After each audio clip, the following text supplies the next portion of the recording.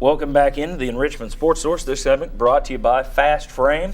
If you've got a magazine or a newspaper, an autographed piece of sports memorabilia, a family heirloom, photos from your wedding, photos of a child's birthday, whatever, get it down to Fast Frame. They do a tremendous job. They're just off Kingston Pike, near Cedar Bluff, right there on Peters Road. It's the Common Shopping Center.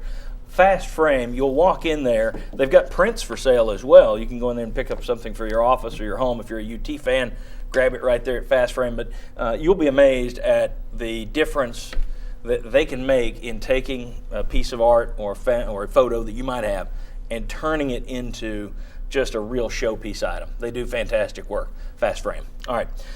Tennessee heads to Nashville on Wednesday night for a big game with a shorthanded Vanderbilt squad. Kevin Stallings only has about 7 scholarship guys right now, but they still beat Mississippi State in Nashville yesterday. They're 4-4 in the SEC.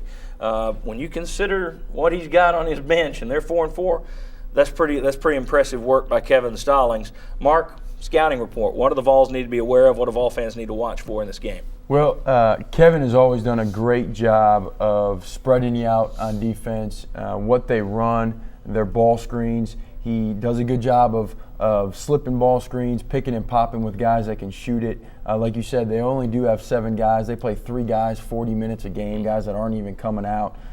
They'll play some zone just because they have to, because they don't play a lot of guys. They got to rest. But they shoot a lot of three-pointers. They don't shoot a great percentage, but they make 7 a game. They have a 3/4 man in Rob Odom who can cause problems for us because he's a pick-and-pop guy, can also take it off the dribble a little bit. Then all of a sudden he'll slip a ball screen on you. So Vanderbilt switches up their looks offensively, which could cause us problems. But look for us to do a lot of switching 1 through 4, and that could be effective for us in our man defense. Talk about the crowd at Memorial Gymnasium. They get into it, and then you add in the fact that you get the weird bench set up. Right. As a guy who's served on these coaching staffs, is that a place that anyone looks forward to going? I would think that would be one of the least favorite. I could be wrong, but I would think that would be one of the least favorite gyms in the SEC for a road team. No, it's terrible. I swear there's still a divot from when Coach Pearl would go coach there, from him stomping his foot trying to get people's attention on the other side, because you can't coach. When your team is away from your bench, you can't coach, and so it's a big detriment to your team in getting used to it. Their crowd's never that great. I mean, it might be filled sometimes, but they're not the normal basketball crowd compared to our fan base here. You usually see their student section pretty rowdy on television, but okay. Let me ask you this one: is it fair for the benches to be set up that way?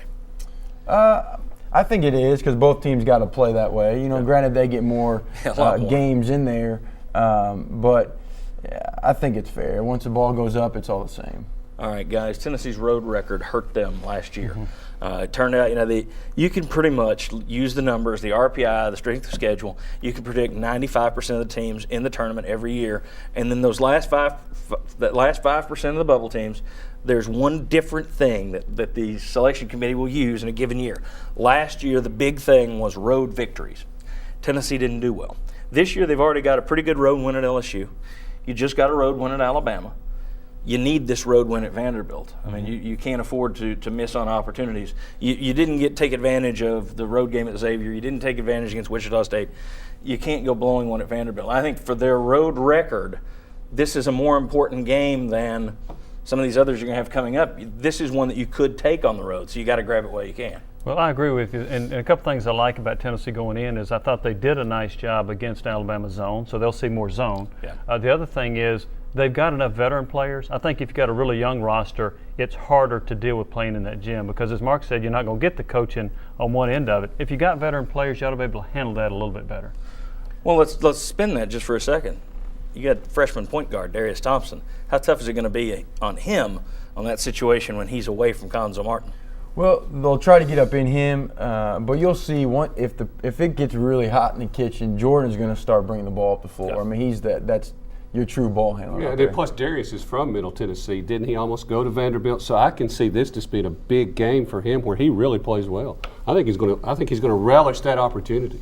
Okay. Bob, anything to add on this one? Yeah, I think this is Tennessee's opportunity to maybe get some people to buy in a little bit again. You played well against Mississippi. You played well at Alabama. If you go to Vanderbilt and you play well again, then maybe some of the people, the friends of mine who are saying we're getting ready to dump the tickets and not go back, maybe they buy in a little bit more. That get your home games a little rowdier for you and you come back. So I think it's kind of an important game just from a momentum situation. And according to Jarnell Stokes, Vanderbilt probably going to be afraid to guard him too. Isn't that what he said about Alabama? That he's 6'9", 260 and runs a 4.4 and they were afraid to guard him? Well, and he certainly is putting up some numbers right now. He's playing his best basketball, and if he can continue that down the stretch, I think that makes, obviously, this Tennessee team a whole lot better than the Tennessee team you saw, for whatever reason, in November and December.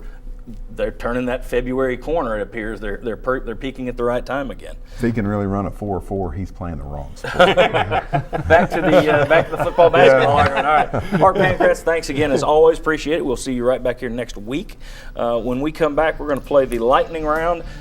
Questions about Nike, questions about Peyton Manning, some other thing I've dreamt up. We'll discuss. Come on back on the Enrichment Sports Hour.